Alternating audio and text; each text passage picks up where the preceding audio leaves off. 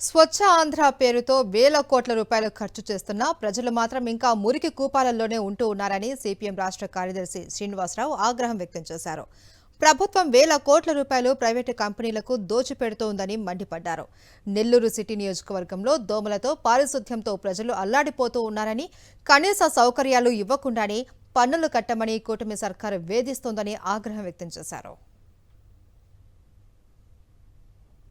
నెల్లూరు నగరం అనేది ఎక్కడికి పోయినా కూడా మురికి, దోమలు, మంచినీళ్లు సరఫరా లేకపోవటం, జబ్బులతోటి జనం అల్లాడుతున్నటువంటి పరిస్థితి. మహిళలు గగ్గోలు పెడతా ఉన్నారు.